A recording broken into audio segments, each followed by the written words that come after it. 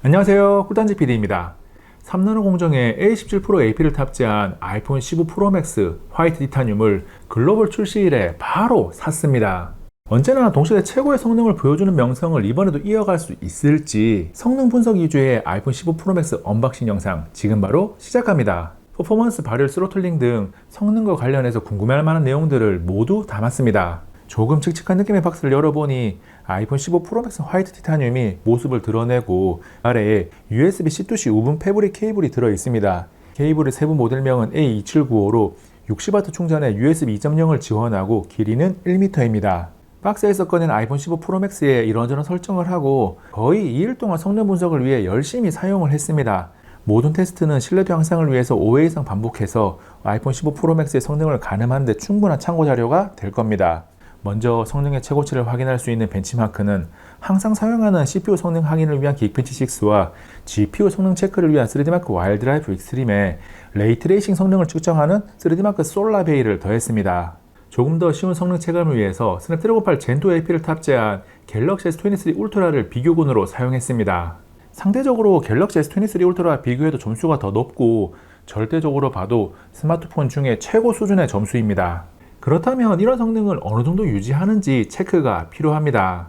스로틀링으로 성능 제한이 어느 정도 되는지는 3D마크 와일드라이프 익스트림 스트레스 테스트와 솔라베이 스트레스 테스트 두 가지를 이용했습니다. 결과를 보면 성능 유지 안정성이 3D마크 와일드라이프 익스트림은 60%가 조금 안 되고 솔라베이는 66.8%가 나옵니다. 스로틀링에 걸렸을 때 유지되는 성능이 아이폰 15 프로 맥스가 갤럭시 S23 울트라보다는 약간 더 높습니다.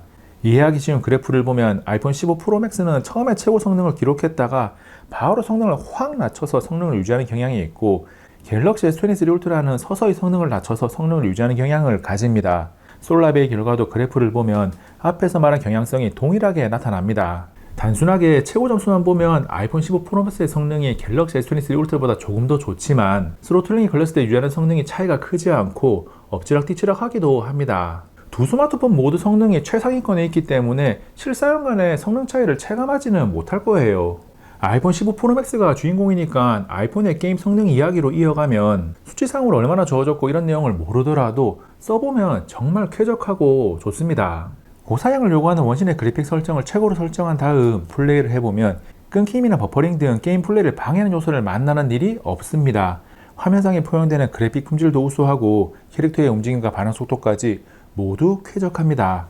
다만 게임 시간이 늘어나면서 따뜻한 느낌을 넘어서 손끝에 조금 뜨겁다는 느낌이 전해져서 전후면의 표면 온도를 측정했습니다. 마을에서 가볍게 뛰어다니는 것이 아닌 필드에서 실제 플레이를 한 지 10여 분이 지났을 때 전면 디스플레이가 최고 44도대, 후면이 최고 45도대가 나왔습니다. 그리고 15분이 지나니까 전후면 모두 최고 45도 이상을 기록했습니다. 이 정도 온도는 개인차를 떠나서 누구나 뜨겁다고 느끼는 정도라서 게임 플레이 자체는 매우 쾌적하지만 손에 잡고 있는 것이 다소 부담스럽습니다. 비교를 위해 갤럭시 S23 울트라도 동일한 설정으로 동일한 필드에서 플레이를 15분 이상 해보니 전면 최고 44도, 후면 최고 43도대로 아이폰보다는 덜하지만 조금 높게 나옵니다. 아이폰 15 프로 맥스의 발열이 상대적으로 조금 더 높은 거죠. 이번에는 조금 더 일반적인 사용 환경에서의 발열입니다. 카메라로 4K 30프레임 영상을 5분 이상 촬영 중일 때 전면 최고 38도대, 후면 최고 39도대로 약간 따뜻하긴 한데 사용감에 부담스러운 정도는 아닙니다. 이어서 유튜브 4K 60프레임 영상을 1시간 이상 시청하고 있는 상태에서는 전면 최고 32도대, 후면 최고 33도대로 딱히 신경 쓰지 않아도 되는 온도를 기록합니다. 비교군인 갤럭시 S23 울트라의 온도는 상황에 따라 엎치락뒤치락 합니다. 아주 높은 사양을 요구하는 게임 시에는 발열이 불편함을 줄 수 있고 대부분의 사용 환경에서는 발열을 신경 쓰지 않아도 괜찮습니다. 성능에 대한 이야기를 한 가지만 더 하면 영상 편집 속도입니다. 요즘은 스마트폰으로 영상을 찍어서 바로 편집하는 일이 많으니까 13개의 클립으로 구성된 3분 18초짜리 영상을 4K 내보내기 하면 126초가 걸리고 FHD 내보내기 하면 46초가 걸립니다. FHD 작업 시에는 아이폰 15 프로 맥스가 갤럭시 S23 울트라와 비교 시 압도적으로 더 빠른데 4K 작업 시에는 반대로 S23 울트라가 더 빠릅니다. 영상 소스를 다양하게 변경해도 FHD 내보내기는 15 프로 맥스가, 4K 내보내기는 S23 울트라가 더 빠릅니다. 기본적으로 두 스마트폰 모두 영상 작업을 하기에는 충분한 성능을 가지고 있으니까 아이폰 15 프로 맥스로 영상 편집을 하는 것은 아주 쾌적합니다. 지금부터는 다시 기본적인 언박싱으로 돌아와서 이야기를 이어가겠습니다. 제가 화이트 티타늄을 선택한 이유는 15 프로맥스 색상 중에는 가장 밝기 때문이었고, 우리가 흰색이다 라고 말하는 퓨어 화이트가 아니라서 더 마음에 들었습니다. 디테일하게 색상을 나눠보면 영상에서는 조명이나 카메라 촬영 방향에 따라서 조금 다르게 보일 수 있는데, 화이트 톤의 크림색이나 아이보리색이라고 생각하면 딱 맞습니다. 아이폰 14 프로맥스 중에는 실버의 색상이 15 프로맥스의 화이트 티타늄과 가장 비슷합니다. 다음은 무게입니다. 아이폰 15 프로맥스 무게의 첫인상은 이 정도 무게면 큰 화면을 위해서 프로맥스를 선택해도 부담스럽지 않겠다라는 것이고, 기존의 아이폰 14 프로를 사용 중인 아내도 이 정도 무게면 감당할 수 있겠다라고 평가했습니다. 이번에 6.1인치 아이폰 15 프로가 187g, 6.7인치 15 프로맥스가 221g인데 15 프로가 14 프로보다는 가벼졌다는 것은 알겠는데 15 프로맥스와 함께 들어보면 수치 차이만큼의 무게 차이가 체감이 잘 안 됩니다.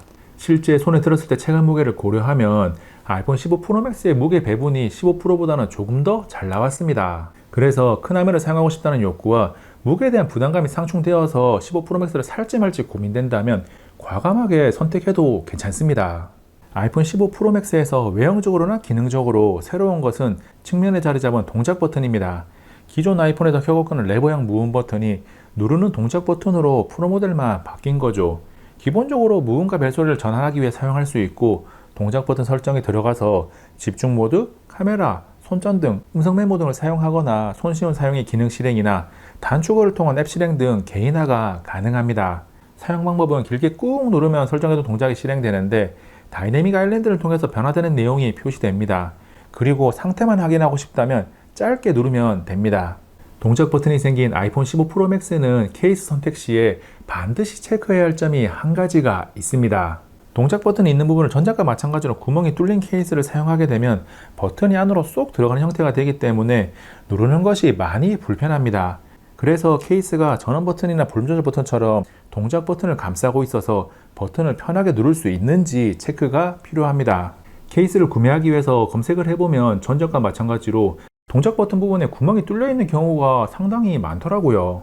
아이폰 15 프로맥스가 티타늄을 사용하면서 디스플레이 베젤의 두께를 줄였습니다.